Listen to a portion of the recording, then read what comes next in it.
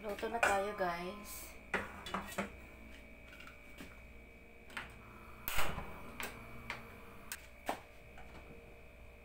Lagyan natin ng mantika. Pinagpretuhan natin to ng ng tonkatsu. Pwede pa naman, hindi pa naman siya hindi pa naman siya maitim. Ganyan talaga ang kulay kasi yan, vegetable oil. Itong tilapia, nabili natin to ng 118.90. Tatlong peraso. 149 kasi yung kilo. Ngayon, yung kinuha lang natin is 3 peraso lang. So, tinimbang, lang siya, 118 pesos. 118.90. So, hinati natin. So, bali na to? 6 na peraso na. O, diba? Budget ulam to, guys. Wag lang basta iprito ang isda. May gagawin tayo dyan para papasarapin natin yung ating prenitong isda. Prenitong tilapia. Pwede na yan, mainit na. Takot ka kasi ito.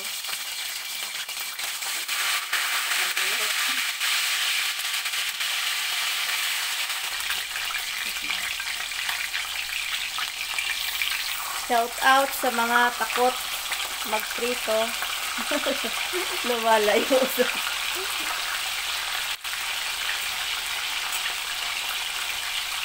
Shout out sa takot sa mantika. Ay, hindi na kasi. Okay na.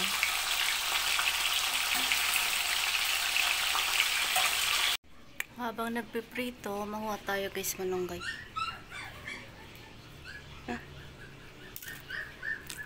May gagawin tayo dito.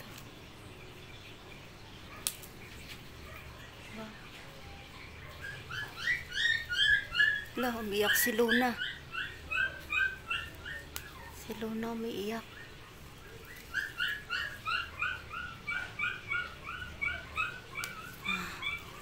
Yan lang yan, guys, paso. Diyan, sa paso lang.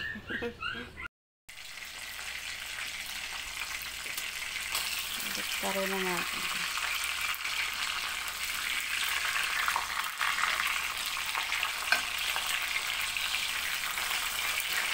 Ibig sabihin, mainit ang mantika kanina, kaya hindi siya nadikit. Oh. Magikin na natin to, guys. Magikin natin na luto na.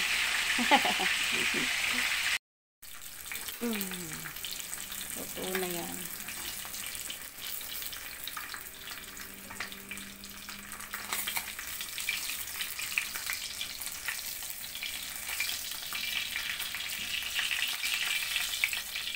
Ito na pagkapreto natin, no? 6 na perasong isda. Yung 3 perasong isda, naging 6 na. Hinati-hati natin. Paano paramihin ang 3 perasong isda? Magpapakulo tayo ng tubig. Tapos dito rin tayo magigisa. So, babawasan natin tong mantika na to. 2 recipe ang ating lulutuin. Kulo tayo. May na yan, may apoy. It's magic! Ayan, na-slice na natin ating kalabasa. Na-chop na rin natin ang sibuyas, bawang. Ayan, siyempre hindi mawawala ang ating siling haba, luya. May kalamansi tayo. Nahulaan nyo na po ba, guys, kung ano ang ating lulutuin. Tapos ayan, yung kinuha nating malunggay sa likod bahay. So, para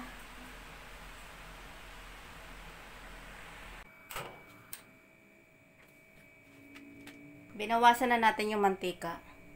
Dito din tayo magigisa. Tingnan natin to. Ano siya, Lagay na natin itong luya.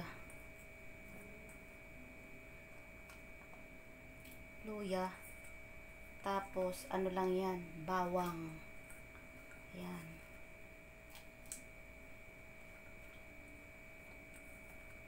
Sinabawang isda na may malunggay. O, diba? Napakasimple lang. Budget ulam.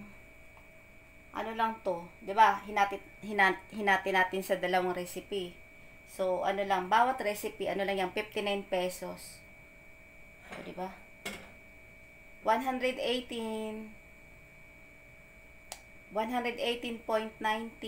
divided by 2. So, ano lang, 59.45 bawat recipe. O, gawin na natin 60 bawat recipe.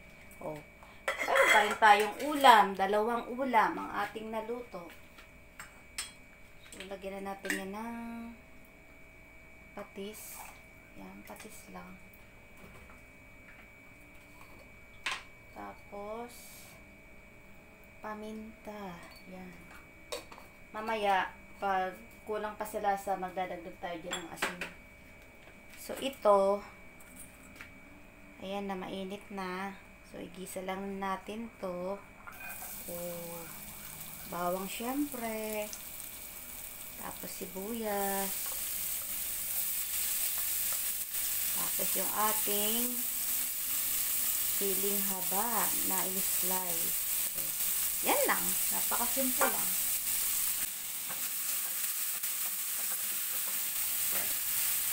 Takpan na natin.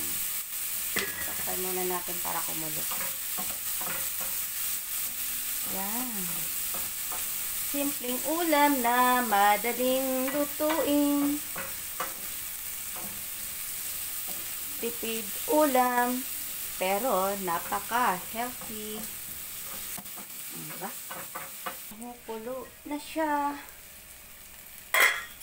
So, ilagay natin ang 3 perasong isda. Yan, hati-hati lang. Para may dalawang recipe tayo. Dalawang recipe na pagsasaluhan. Oh, diba? Ito naman, okay na yan. Lagay na natin itong kalabasa. Kalabasa. Lagyan natin ng toyo. Toyo.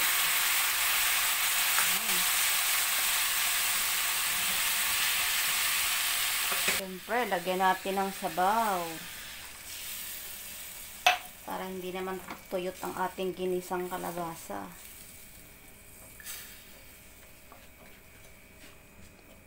Tapos, lagyan na rin natin yan ng paminta. Yan. Tapos, para lumabas ang kanyang lasa, lagyan natin ng konting bitchin lang. Optional lang guys, yung bitchin. Sa mga hindi pa nagbibitchin, so huwag nyo lang po lagyan. Tapos, lagyan natin to ng asukal. Para bumalansi ang lasa. Parang na rin tayong may oyster sauce. Kasi diba, soy sauce tapos may konting asukal. Oh, diba? Para manamis-tamis. So, okay na yan. Takpan lang natin to. And then, tikman natin ang ating sinabawang isda kung okay na ang kanyang lasa. Pero ilagay na natin ang siling haba. Yan. So, huwag na natin masyadong haluin. Sa ilalim lang kasi baka maduro ang ating isda. Kahit anong isda guys, pwede nating sabawan.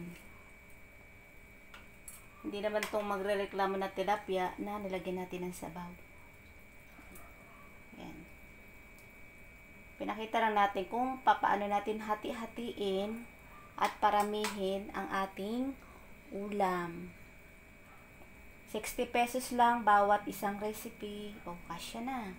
118. O, yan. Dalawang ulam. Uy. Ang sarap na. Pero lagyan natin ng kunting asin.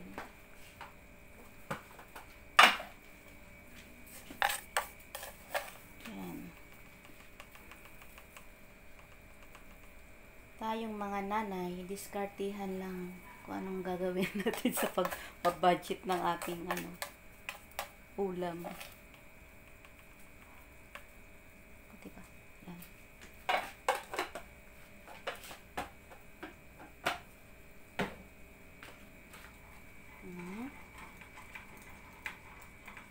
Simpleng ulam na masarap. Masarap na ulam. Tikman natin.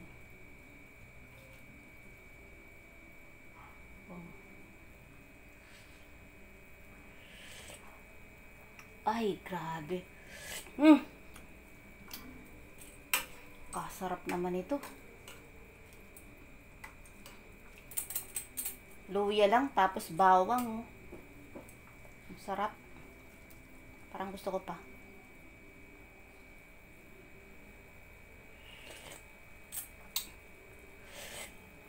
Grabe, ang sarap naman. So, ilagay na natin itong ating malunggay na kinuha lang natin sa gilid ng bahay na nasa paso. Oh, nakalibre tayo ng malunggay. So, diba? Kapag may tinanim, may aanihin. Eh, what if mayroon pa tayong tinanim kalabasa? O, hindi nakalibre sana tayo sa kalabasa. Kaso binili lang natin tong kalabasa at wala naman tayong tanim na kalabasa. Sa probinsya, maraming kalabasa dun. Yan, sarap na nito. Wabin, kung naaamoy nyo lang guys. Napakasimple lang nito. Luya lang sa bawang. So, ito, tingnan natin. Ang bango. Diba? May healthy ulam na tayo. Masustansyang ulam. Na pinaghati-hati, pinarami lang ang 3 perasong isda. Ay! Ang sarap! Para tayong excited, no? Pero napakasarap talaga, guys. Ang sarap. Yan natin to kung na. Sarap ng lasa.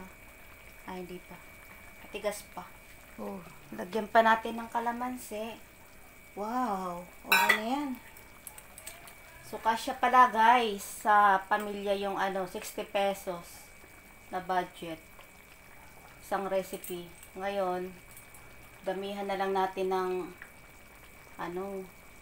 sabaw. Bawi tayo sa sabaw. O, kanin, lagyan ng sabaw.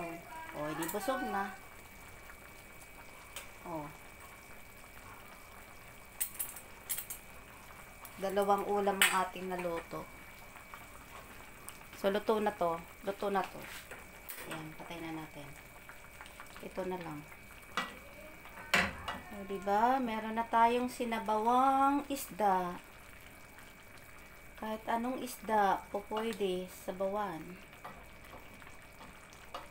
Kahit tilapia. O, ayan. Nasabawan natin ang tilapia. So, ilagay natin itong ating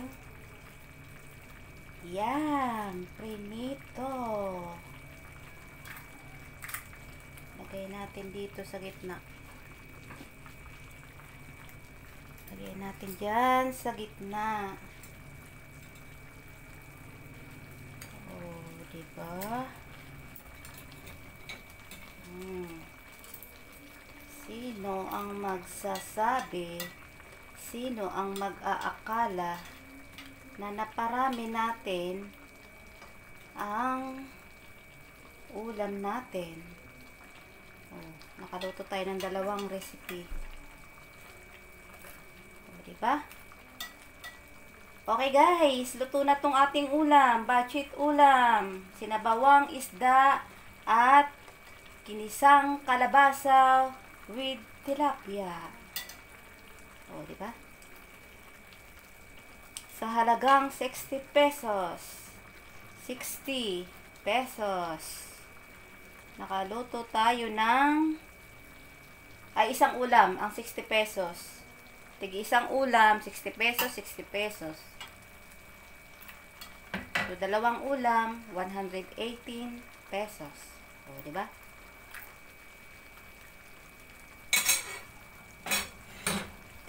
So, ayun guys, patay na natin. Okay, this is it. Kain na tayo. Tikman na natin tong ating niluto. Kain na tayo guys.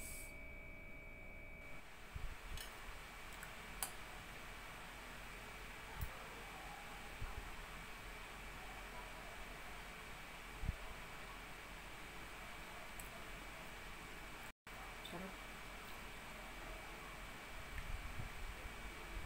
Masustansyang ulam.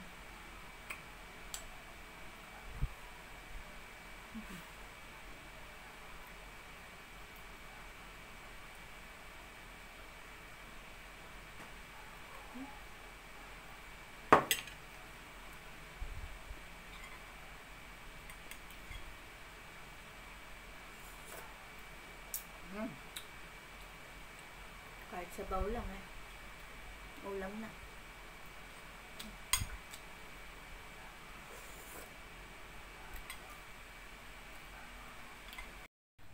Nagkanin na tayo guys. Masarap may kanin.